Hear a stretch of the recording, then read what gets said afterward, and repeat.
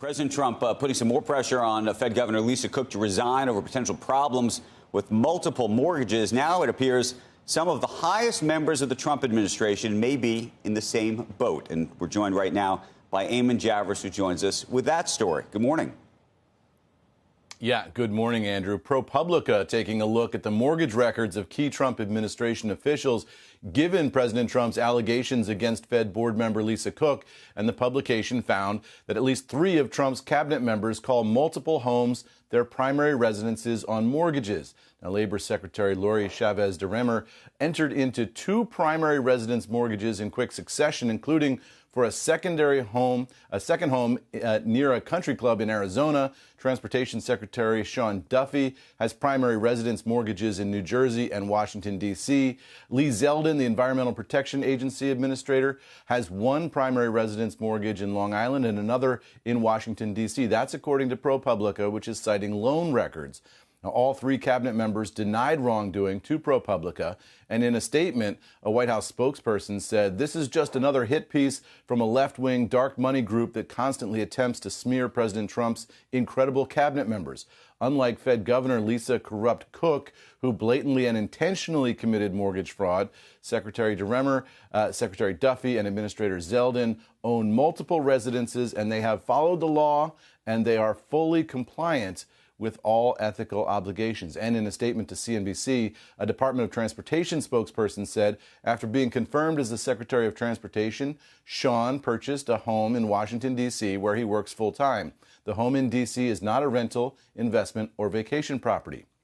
The same bank holds both mortgages and was fully informed of Secretary Duffy's new employment location and need for a D.C. residence. So, guys, this is one of those where you're going to start to see this surface in D.C. now that this mortgage issue has been raised in the Lisa Cook case. You can expect that both sides will start doing oppo research on each other, and I expect this will filter out into the congressional campaigns going into next year as well. So just so I understand, and maybe you can explain the rules to us, when is it okay to have multiple mortgages listed as a primary residence, and when is it not?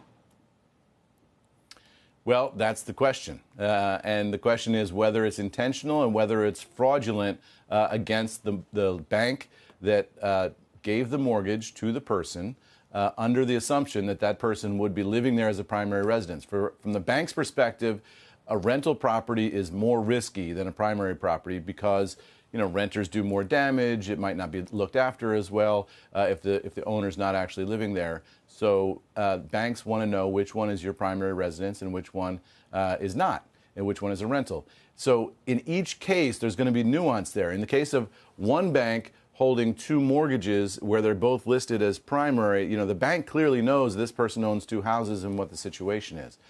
Is that fraud? Probably not. But I think if you're a politician or any kind of powerful figure in Washington today, you should just assume that somebody is going through all your mortgage records looking for any hint of inconsistency. Okay, just looking some of this up. I looked this up last week or the week before, and just to go back over it, there are some exceptions where you can have multiple mortgages. I think primary is that the bank knows about it and the bank signs off about it. But if relocation, if you're moving to a new city for a job and you're buying a new home before selling your old one, your lender may allow it. If you're buying for a dependent, particularly if it's an aging parent or a disabled adult child, you can do that. If you're co-signing for a primary residence mortgage to help a friend or family member purchase their own home while you also have a mortgage on your primary residence, or if you're an active duty service member of the military, you can have some of these. But I think the primary issue is going to be, did the bank know about it? Do the banks know about some of these issues? But it is going to get... Right. I think you're right, Eamon, to say that this is going to be the new witch hunt, for lack of a better term. They're going to be looking at everybody. A lot of people in D.C. do have multiple homes because they live back in their district with their family, live in the district, if they don't have a rental, if they own a property there. This is going to get interesting. I think this is going to be something that is on everybody's radar screen. Yeah, I mean, I would just imagine that everybody who's campaigning next year should look at their mortgage documents and make sure they're squared away. The question here is whether someone achieves some kind of improper benefit by lying intentionally on their mortgage forms, right? Did you get a discount on your mortgage that you didn't deserve because, lower interest rate because you said this affirmatively and it's not true, right? So that's the question. And there's a lot of, as you say, Becky, there's a lot of officials in D.C. who are coming in from home districts, administration officials who just come in for a year or two, and so they've got a new residence here and they're switching homes. All of that. So, Eamon, can we just call a spade then for a second? Because at least from the outside. No, this is Washington.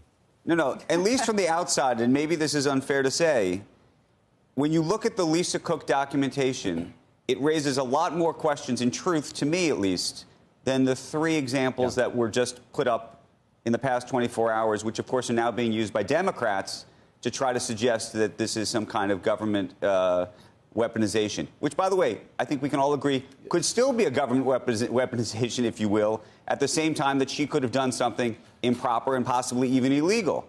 And so the question is how we're supposed to look at this. And the reason I'm mentioning this is I don't want the viewer to look at these three examples and go, well, everybody's doing it, when maybe they're not doing it. And when you look at her situation, I think there are at least reasonable questions to ask. And by the way, no answers have been provided thus far. The difference, I think, in her situation is she was renting out at least one of those properties and saying that it was her primary residence. I mean, that's a huge distinction. Well, it was that and that they were done within weeks of each other. So you had to know what your primary residence was. The banks knew that was a separate issue, but you can't, for tax purposes, let alone for mortgage issues, for tax purposes, you can't claim two homes as a primary residence either.